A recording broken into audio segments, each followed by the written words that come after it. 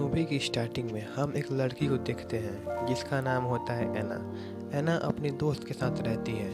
एना की दोस्त एक अरबपति इंसान के इंटरव्यू लेने वाली थी, लेकिन वो बीमार हो जाती है, इसलिए वो ये काम एना को दे देती है। एना जब वहाँ पहुँचती है तो उसे देखकर थोड़ी नर्वस हो जाती है।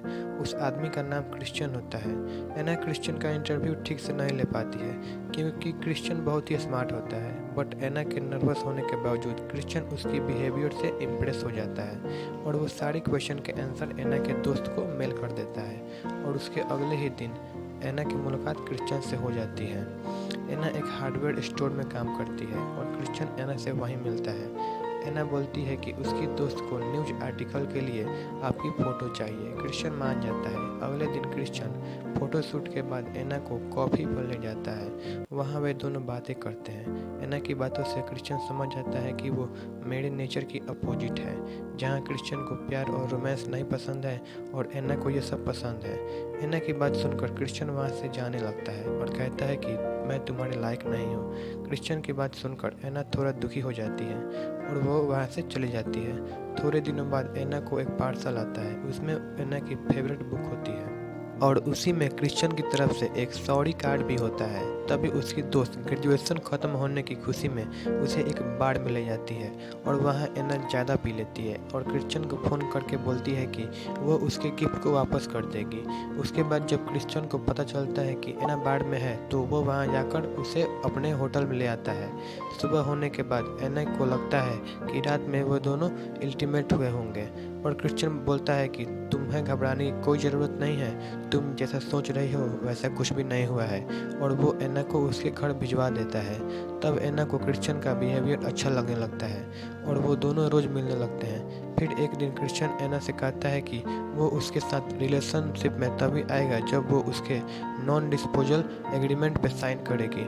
क्रिश्चियन की बात सुनकर एना कॉन्ट्रैक्ट के बारे में डिटेल में पूछती है तो क्रिश्चियन बताता है कि उस कॉन्ट्रैक्ट में ये लिखा है कि रिलेशनशिप के आने के बाद एना पर क्रिश्चियन का पूरा हक होगा, जैसे कि वो क्या खाएगी, कहाँ जाएगी, क्या करेगी।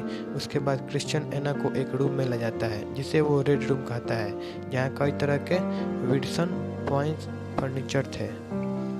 फिर एना से कहता है कि वो जब भी सेक्स करेंगे इसी रूम में करेंगे और एना को रिलेशनशिप में सबमिशन बनना पड़ेगा और क्रिश्चियन उसका मास्टर रहेगा और एना जब भी गलती करेगी तो उसे सज़ा मिलेगी। क्रिश्चियन एना को हर चीज़ डिटेल में बताने के बाद उसे कॉन्ट्रैक्ट पर रिसर्च करने के लिए थोड़ा टाइम देता है और कहता है कि वो जब भी रेडी हो जाए तो कॉन्ट्रैक्ट पर साइन कर दे।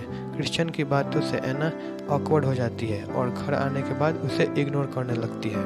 क्रिश्चियन खुद को इग्नोर होता देख एना को कन्विंस करने के लिए बहुत सारे गिफ्ट भेजता है और एक खूबसूरत कार्ड भी। उसके बाद एना लैपटॉप पर सबमिशन रिसर्च करती है तो उसके सामने बहुत ही गुटल पोजीशन का इमेज आता है।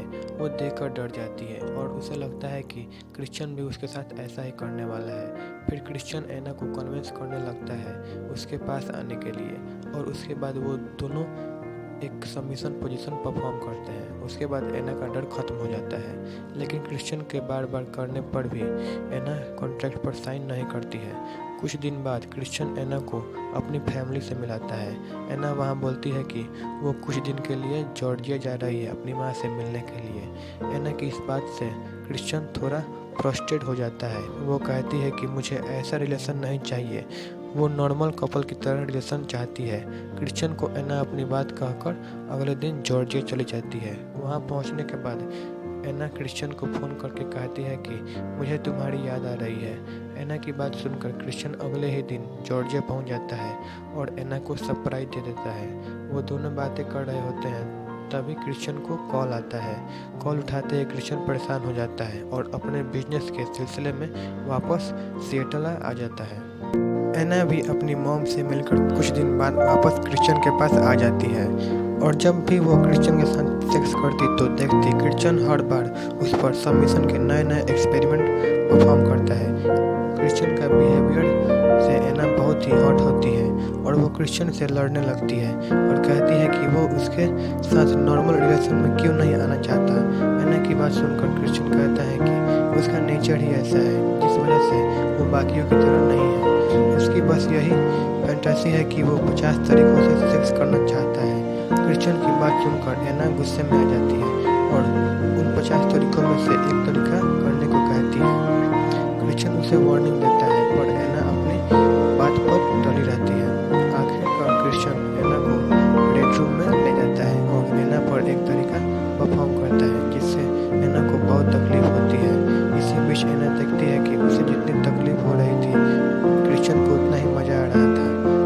इस बात से एना क्रिश्चियन से नफरत करने लगती है और क्रिश्चियन को छोड़कर चली जाती है और यहीं पर मूवी की फर्स्ट पार्ट खत्म होती है।